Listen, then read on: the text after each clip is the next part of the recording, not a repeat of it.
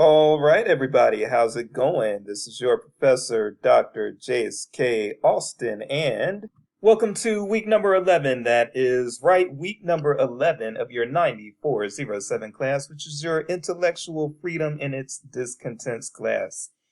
Uh, as always, again, I am your professor, Dr. Jace Austin, and in this week's check-in video, I am going to remind you of a couple things, and then we are going to talk about Eric Snowden a little bit, because that is kind of on theme for what we are doing this week. Kind of on theme, kind of not, but we'll make it fit. So, the first things first, I do want to let you all know that, or I want to remind you again that the debate is going to be on November the 19th. And when I say the debate, I don't mean the presidential debate. This is the day after the election that I'm recording, and I'm sorry that I am a day late in getting this video up, but I'm sure most of you were preoccupied with the election anyway, and because, at least as of right now when I'm recording, the election still has not been called for either candidate, maybe you still are caught up in the election. I was very caught up last night, and one of the reasons why I didn't record last night was because sometimes there's just times when work and school just aren't number one. And what went on last night was I had a friend who is Latinx in ethnicity, Central American. She called. And this is a part of this is about empathy. And she called and she just needed somebody to talk to because again, I can't say anything that could be construed by the students as an endorsement of either of those candidates, Trump or Biden or anyone else.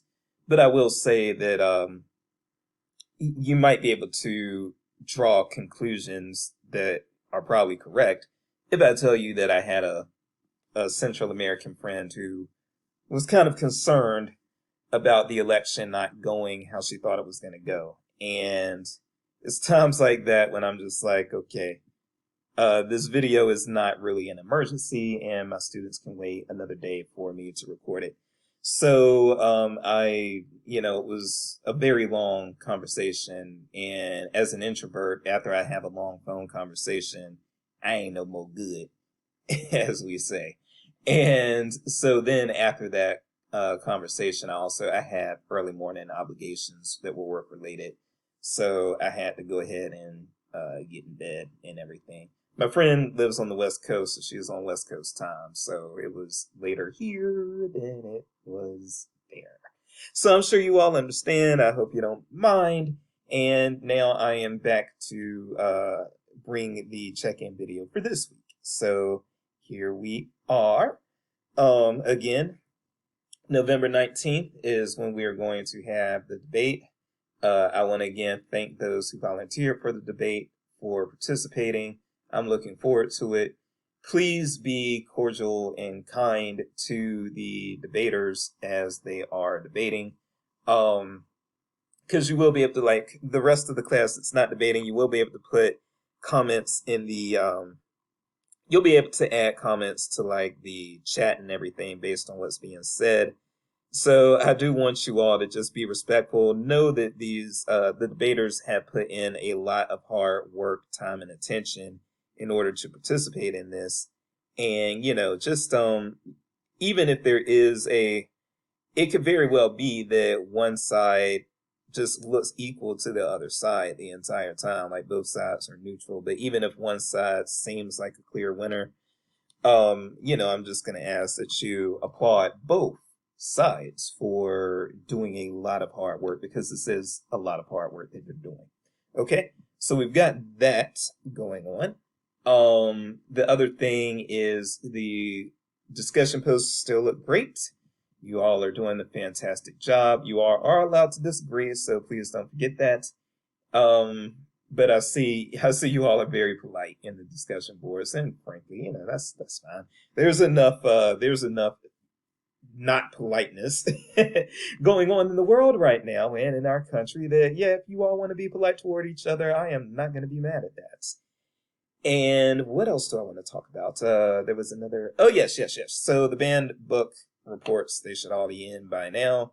And I will try to start grading those as soon as I can. I have not started yet. I apologize, but I'm going to start hopefully this weekend. Okay.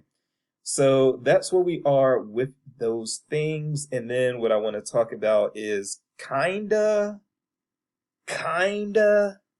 related to confidentiality and privacy, but maybe not really, but it's still something that I thought you all might find interesting. So I am going to talk about it a little bit. And that is,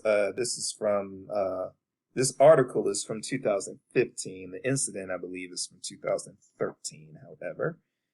So we are going to go to, the article's from 2015. So there was an Eric Snowden issue the ALA kind of got involved with. And what ALA wanted to do, ALA tries to pride itself on being an organization that believes in government transparency and will advocate for government transparency and, all of these things. And so there was a movement within ALA Council back in 2013. By the way, if you want to read this for yourself, you might find it interesting. There's a hyperlink there. And then also if you just Google how Edward Snowden, why was I saying Eric Snowden? I'm sorry. It's too much going on. Maybe I'm thinking of Eric Trump. Maybe he's on my mind. That's not necessarily a pleasant thing to have on my mind, but so yeah, it's Edward Snowden, not Eric Snowden. I apologize.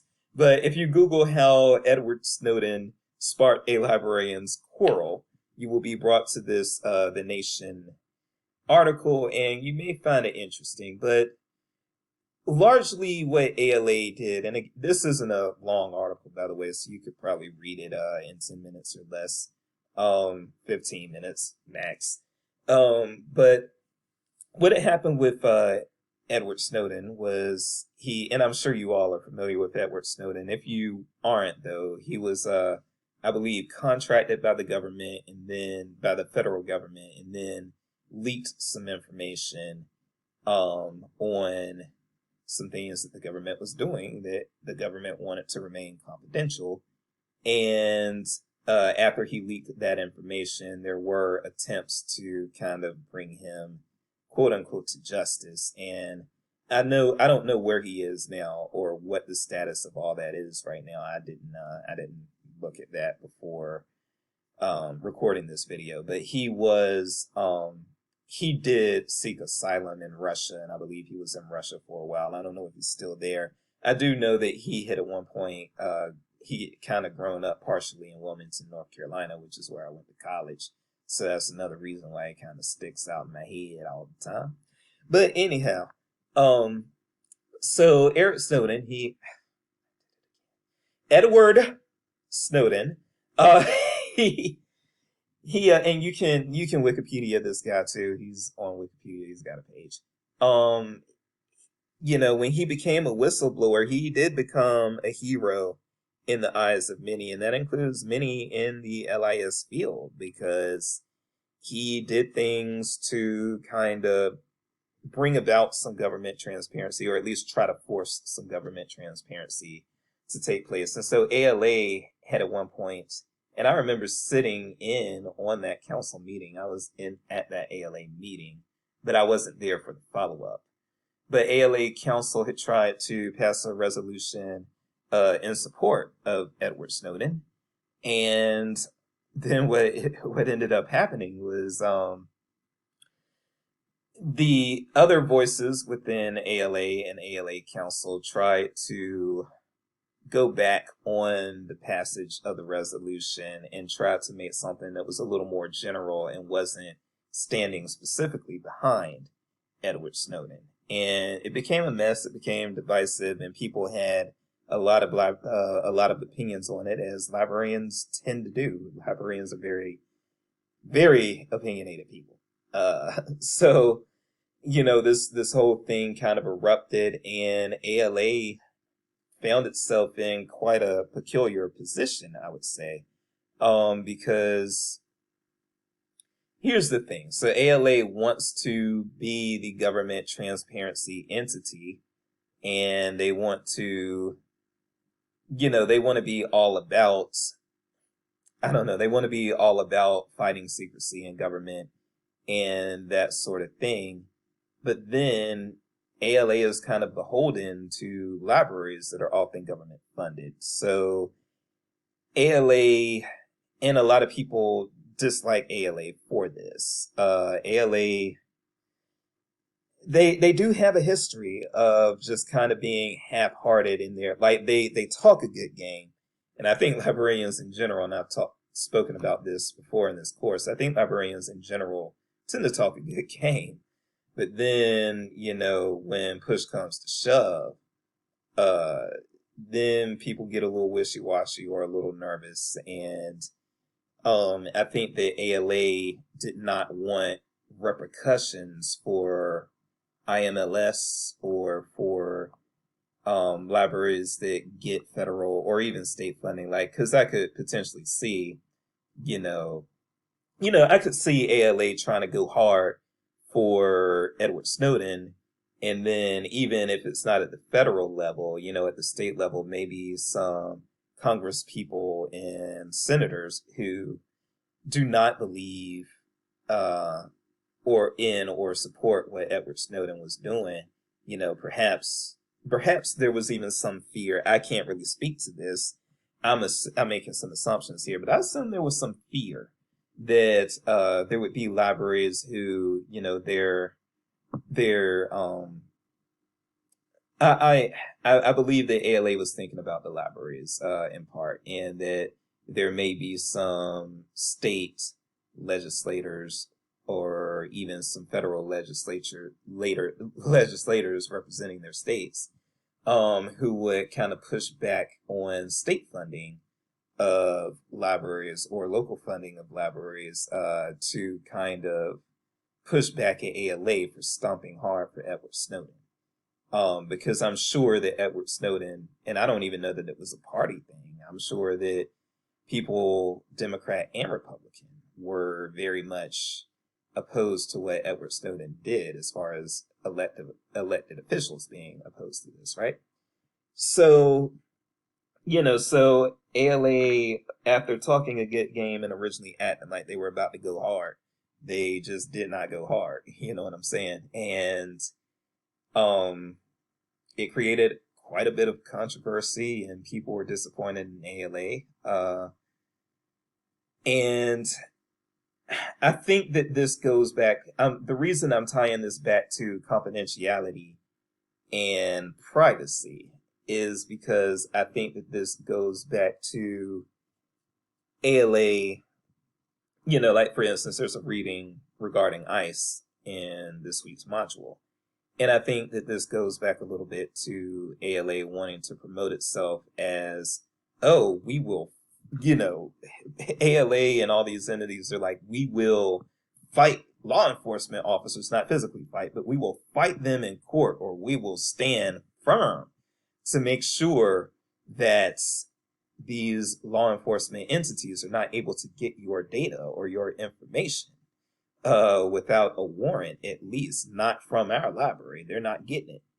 And I think that it's a game that maybe ALA and some of the higher ups in this field talk to make themselves look good and to kind of congratulate themselves and make themselves feel tough. But I do think that when somebody really might be in need of